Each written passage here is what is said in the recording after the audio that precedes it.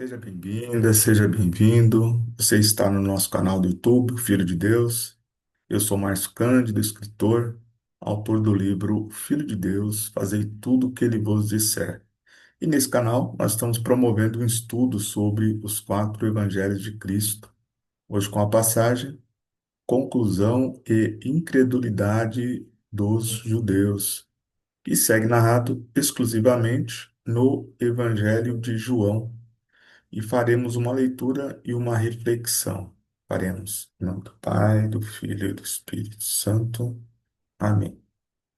Deus seja conosco. Bem, aqui nós vamos ainda numa sequência, não é, do Evangelho de João.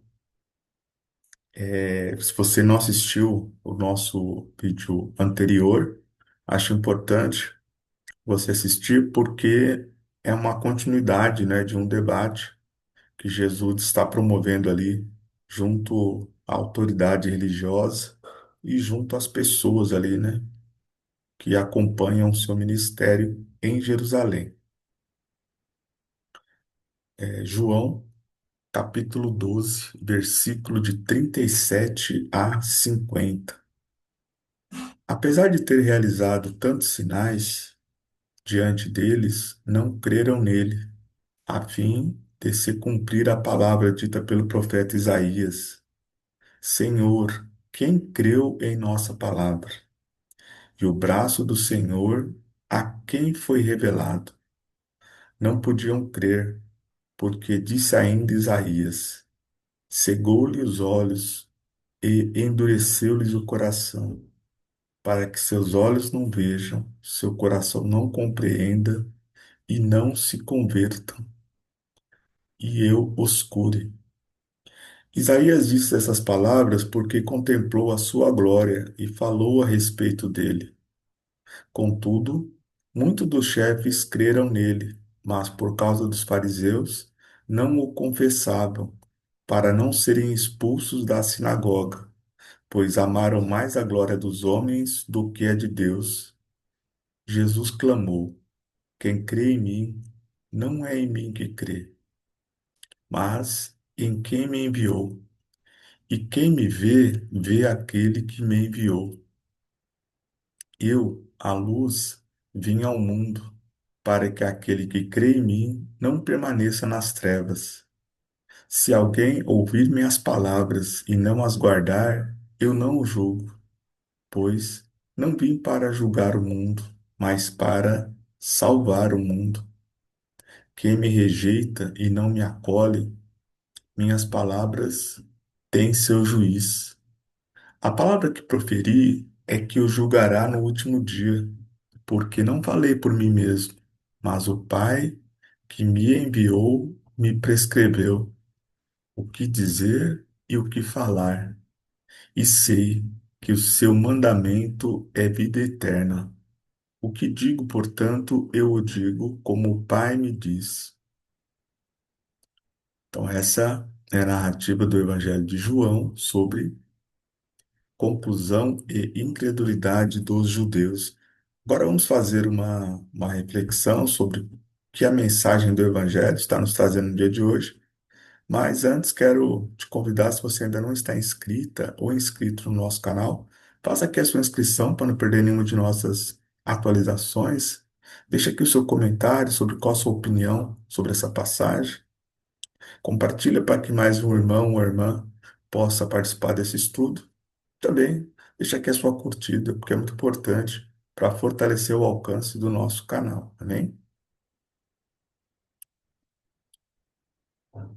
Bem, aqui no Evangelho de João, Jesus ele vai fazendo um balanço, né, sobre aqueles que creem e não creem nos seus discursos, né? Lembrando que aqui nós já estamos falando do Evangelho do ministério de Jesus em Jerusalém. E aqui ele se utiliza, né, da, da narrativa do profeta Isaías sobre a falta de fé, né, das pessoas, e que não somente a incredulidade, mas a cegueira, né? A cegueira espiritual, a dureza dos corações, né? A cegueira dos olhos. E você percebe que muitas vezes, sabe quando você quer convencer uma pessoa e você não consegue de jeito nenhum, que a pessoa amarra de um jeito que nada entra? É um pouco essa situação aqui, né? Jesus, de sobra, né? Ele alinhou todo o seu discurso às Escrituras, fez grandiosos sinais, entre as pessoas. As autoridades religiosas presenciaram os sinais e ainda assim, com o coração duro e com a cegueira espiritual, não acreditaram em Jesus, né? Então é um lamento que Jesus faz aqui, que mesmo diante de tudo, ele se mantém na incredulidade. E Jesus, ele coloca que quem crê em Jesus, crê também no Pai, né? Jesus o tempo todo, ele se coloca como o enviado, né? Ele sempre exalta o Pai nas nos seus discursos, né? E aqui também, João, ele está nos trazendo que muitos creram em Jesus, mas não tiveram coragem de enfrentar as autoridades religiosas, porque eles tinham determinado que todos aqueles que confessassem que Jesus era o Cristo, o Messias esperado, seriam expulsos da sinagoga. Portanto, eles fizeram uma escolha, né?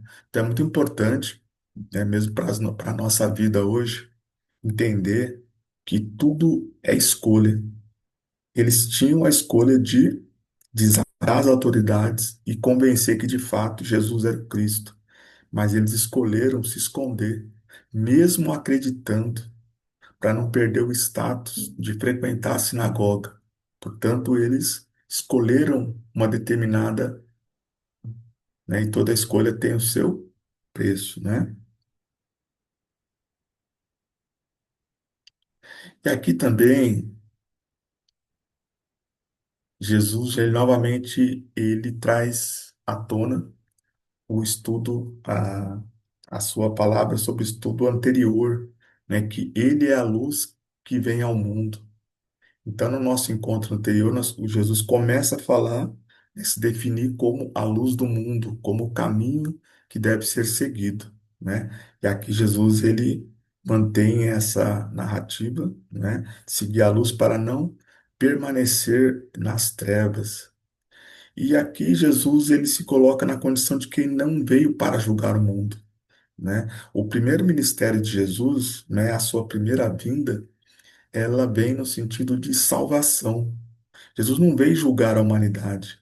Jesus, ele veio para salvar a humanidade, né? Deu todo um testemunho, um ensinamento, mas o objetivo da sua primeira vinda era o de ensinar, de salvar, né? De ser o redentor do mundo através da sua morte e ressurreição. O papel de Jesus na condição de juiz será no fim dos tempos, na sua vinda gloriosa. Mas na primeira vinda o objetivo era de salvação.